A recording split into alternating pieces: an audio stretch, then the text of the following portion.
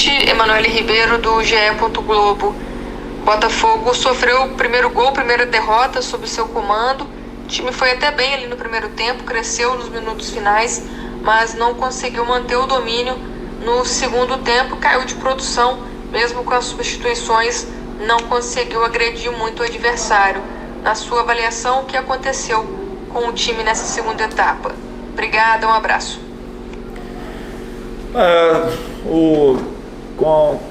Assim, não é difícil da gente poder criar assim, alguma situação, né? É lógico que o segundo tempo eles baixaram ainda mais as linhas, assim, ficaram mais dentro ali, né? A gente teve algumas boas possibilidades de chegada pelo lado e a gente acabou se equivocando um pouquinho na tomada de decisão, às vezes atravessar a bola com um pouquinho mais de força entre a linha defensiva e o goleiro, para a gente poder tocar, porque o gramado foi encharcando também, né? Com a chuva constante, ficou mais difícil, ficou mais lento, a gente não conseguia trocar passe com tanta velocidade. E claro que tem um aspecto de ansiedade também, você está perdendo o jogo, você começa a querer acelerar um pouquinho e a gente acabou cometendo erros, né? Mas assim, a gente buscou até o fim, criamos ótimas situações, infelizmente assim, né?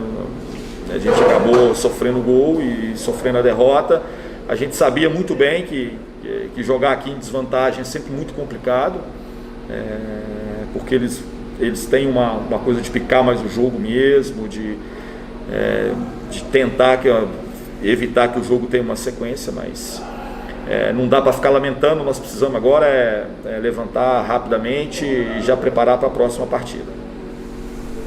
Boa noite, Anderson. Aqui é Thiago Franklin do canal do TF. O Botafogo fez uma boa partida e merecia um resultado muito melhor do que aconteceu hoje contra a equipe do Operário. O gol surgiu uma falha individual do goleiro Diego Loureiro, porém foram 3 lances, pelo menos para quem acompanhou o jogo pela televisão, de possíveis pênaltis. Uma jogada no primeiro tempo de um possível toque de mão, o lance que o juiz marcou impedimento do Rafael Navarro, mas deu a impressão que ele foi calçado, e o último, o mais polêmico, um toque de braço em uma cabeçada do Gilvan. Qual o seu sentimento como técnico de ver a arbitragem influenciando no marcador? Um abraço. A gente não tem controle sobre essas questões, né? É difícil poder falar. Da posição que eu estava aqui, o último, pelo menos, a gente teve muita, assim, uma noção clara que a bola realmente pegava no braço assim, do atleta, mas é difícil, né? Às vezes a gente tem o VAR aí e ainda tem situações que são equivocadas e a gente não tem que lamentar. Eu acho que a gente merecia sim um resultado diferente, mas a gente criou situações, buscou, mas a gente precisava, né, tá bem concentrado e para poder talvez aproveitar melhor essas oportunidades. Agora a gente não tem que ficar lamentando muito. Como eu falei anteriormente, quando se ganha não está tudo certo, quando se perde também não está tudo errado. Então fazer a avaliação correta, saber que esse time tem muito a crescer ainda. É claro que a gente tenha uma expectativa de poder encostar, né, nesse G4, entrar no G4, mas ainda tem muito campeonato pela frente. Espero que a gente possa, já no domingo, voltar a vencer, voltar a pontuar, que isso é muito importante aí na sequência. Boa noite, Anderson, canal Fabiano Bandeira. O que você viu nas características do Pedro Castro para que ele fosse adiantado no meio-campo hoje com a ausência do Chay?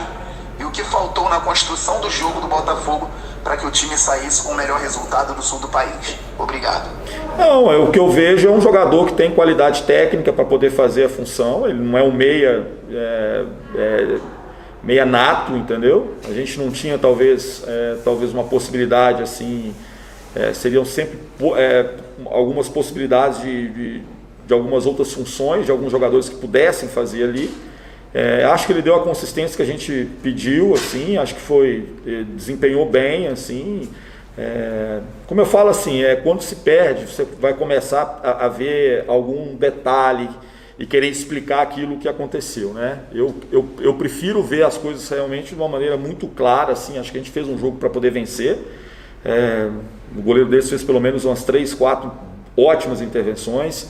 A gente controlou bem o jogo. No final do jogo, que eles tiveram algumas chances mais claras, em função até de que a gente se jogou um pouco mais para frente, assim.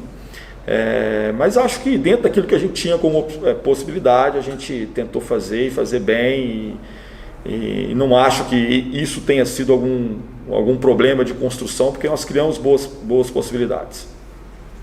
Boa noite, Anderson. Daniel Brown falando com você.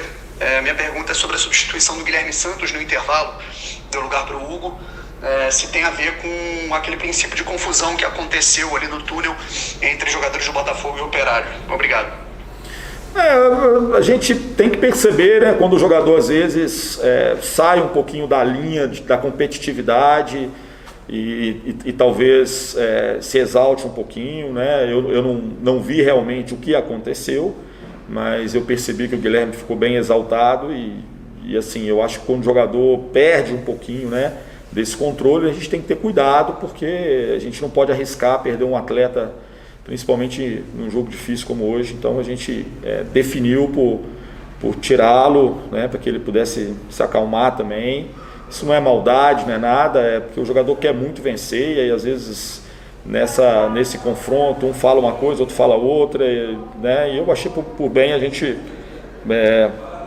não arriscar perder um atleta na segunda etapa. Boa noite, Anderson. Sérgio Santana do Lance.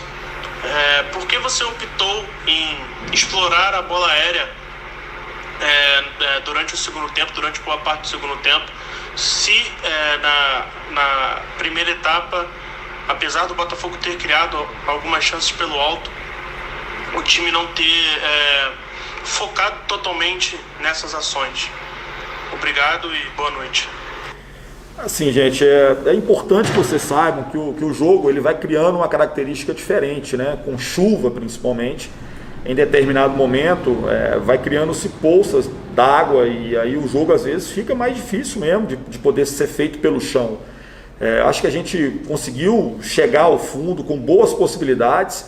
Eu acho que a tomada de decisão naquele momento poderia ter sido um pouquinho melhor, mas era o caminho que a gente tinha.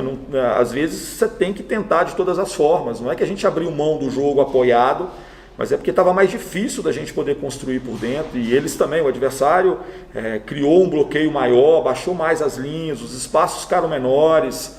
A gente tentou colocar jogadores com mais argumento técnico ali, principalmente para poder ter algumas jogadas de aproximação, mas estava mais complicado, assim, né, no tempo do campo, da dificuldade de poder controlar um pouquinho melhor esses passes, e geralmente são passes que precisam ser rápidos para a gente conseguir desequilibrar.